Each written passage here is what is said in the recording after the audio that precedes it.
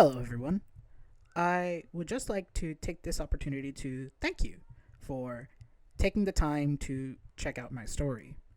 If you would like to see more stories like this, then consider subscribing and leaving a like and ringing the notification bell.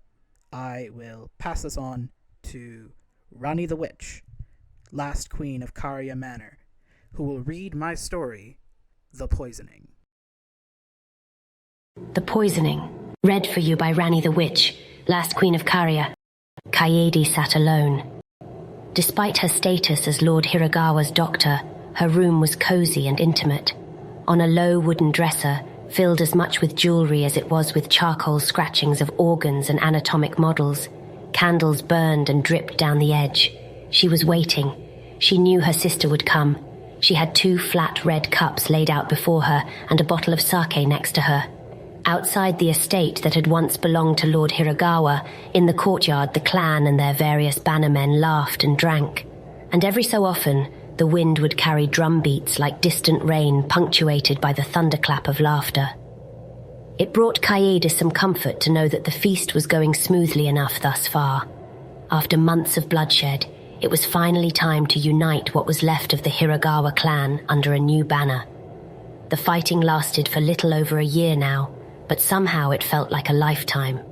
Subjugating them all was a task that on many nights felt completely impossible. But here she stood now, offering those who betrayed them their old homes, their dead, and their ranks back.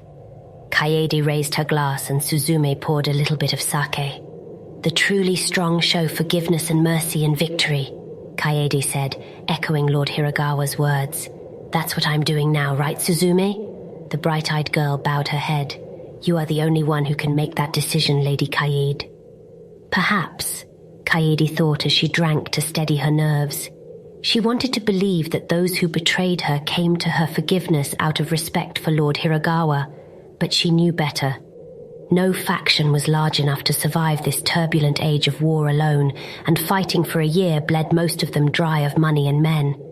But there was at least hope they could still reconcile.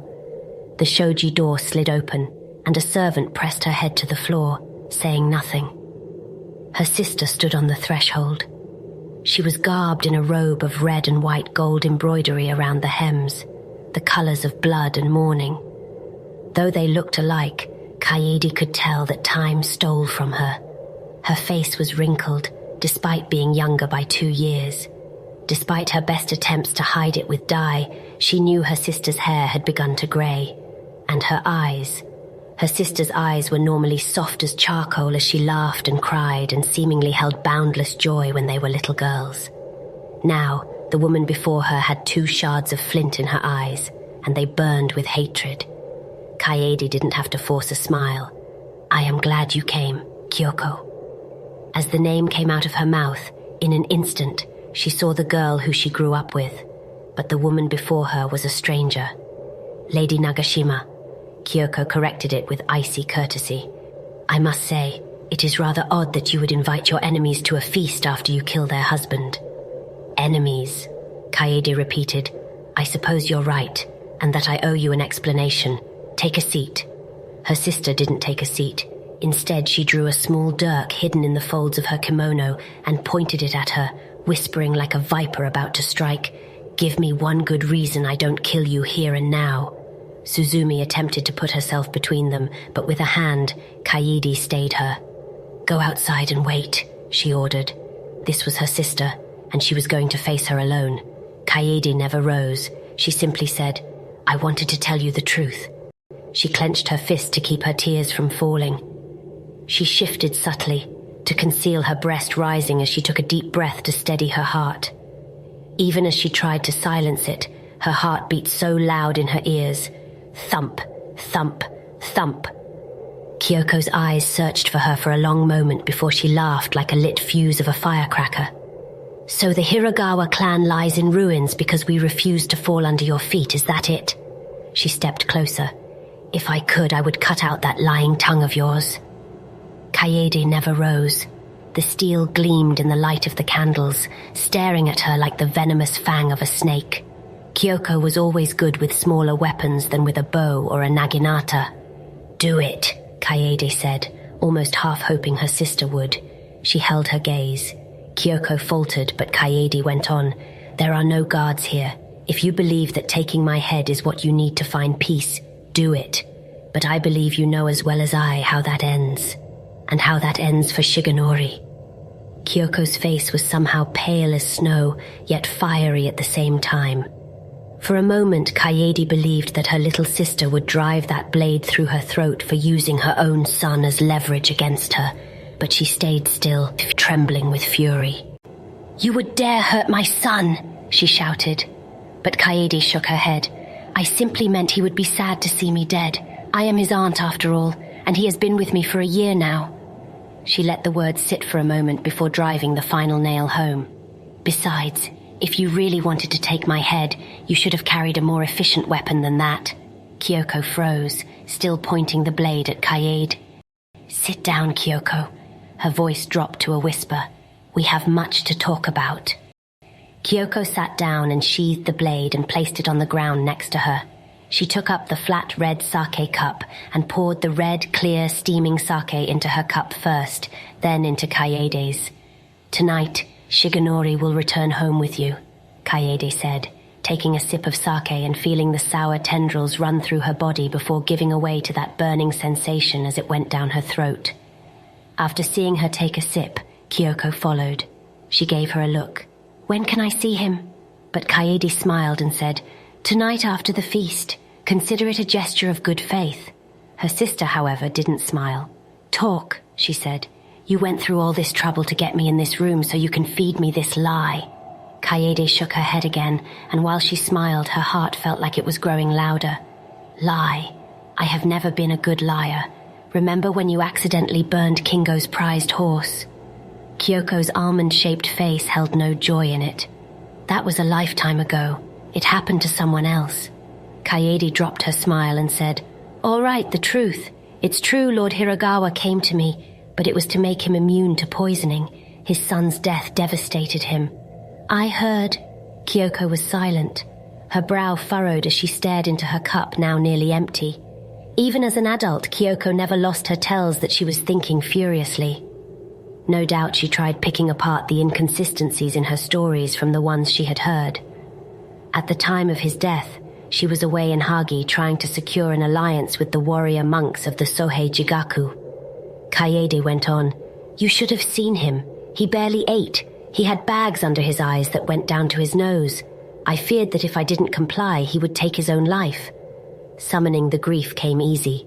Between her own memories of seeing Lord Hiragawa's lifeless body in a pool of his own blood with his face the color of a plum, and seeing her little sister's rage now, it took all her strength to not weep. She clenched her fist as she went on. When he came to me, I tried to dissuade him. I brewed sleeping potions to make him hungry, everything. But none of them worked. Kyoko grew furious as she spoke. So you killed him? Is that it?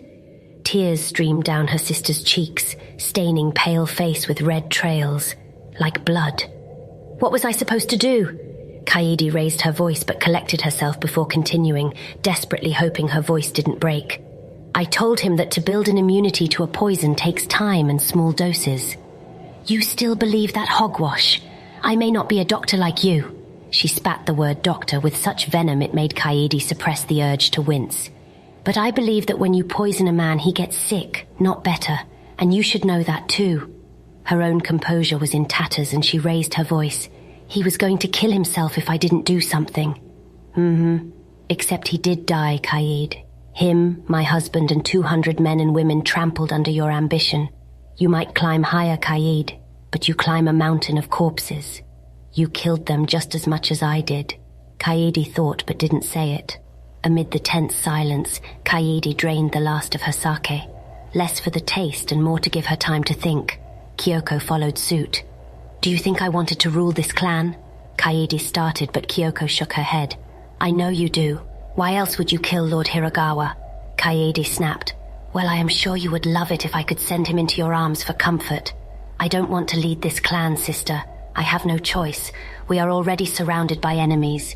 between that Sakishan boy and his army of dead to the north and the Komori to the west who, if you need a reminder, dear sister, have demons marching in their ranks.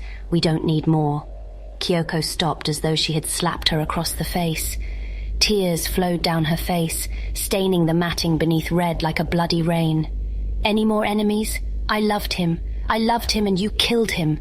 I even married that worthless scum Nagashima because it's what Lord Hiragawa needed. You took him away from me. Whose fault is it that we are surrounded by enemies? Who killed Lord Hiragawa? I know, Kaede said in a low voice. Her heartbeat was now frantic, desperate as a candle in a thunderstorm. Tears streamed down her face as she spoke. If I could bring him back somehow, I could. You know I would, but I can't. Is there any way you can forgive me? She pressed her head into the floor. She closed her eyes and prayed. If there was an All-Father in the heavens, maybe he would hear her prayer. He had to. I need my sister back, she thought. If the world judged her, then so be it. So long as she had her sister with her, then she could take anything the world threw her way. After a long, tense moment, she opened her eyes and heard the sounds of tears hitting the floor. She stayed there, hoping her sister couldn't see her tears. And after what felt like too long for any human lifetime, she looked up at her, and she saw those red eyes and red lines where her makeup streamed down her cheeks with her tears, and they were filled with bright red hatred. The venom in her sister's voice never went away. I hate you. The words hurt more than any knife she could have twisted into her chest. You can tell yourself what you want. You can tell yourself that you didn't mean to kill him. You can tell yourself all you want, that you are acting for the good of all. But you and I know the truth, and you and I both know that I will never forgive you. Kaede knew that, but it never stopped the tears. I see, she said. I know. Her sister's mouth parted, but all that came out of her mouth was blood, bright and red, spilling onto her dress and onto the floor. Her sister clutched her throat so fiercely it was almost like she would tear it out with her bare hands. I told you building an immunity to a poison wasn't hogwash, Kaede said. But her sister didn't say anything. How could she? For blood poured out of her mouth in a torrent, and her eyes, once bright with hatred, were now vacant. Her sister's groans seemed to meet others as the wind seemed to carry screams and groans of men and women dying mingled with the own screams of panic from her bewildered men. The drum that beat like a gentle drizzle now beat wildly like a thunderstorm. Eventually, Kyoko, twitching, writhing with pain before lying still in a pool of her own blood. Her face was the color of a fresh plum. It seeped across the room floor and drenched Kaede's feet till they were cold and sticky. Somehow, lying down, Kyoko's shadow cast large shadows on the walls of her room, and Kaede wiped her tears. She needed to be strong. She blew out the candle and called out to Suzume, who stood outside the door. Suzume, head out and calm the men down. Tell them nothing will happen to them. The gods have judged the Nagashima clan, and so long as they remain loyal, nothing will happen to them. After that, fetch me Shigenori. She chuckled to herself, for it was easier to laugh than to weep. She reached for the knife on the floor that her sister brought with her and said, After all, I promised his mother he would go home with her tonight.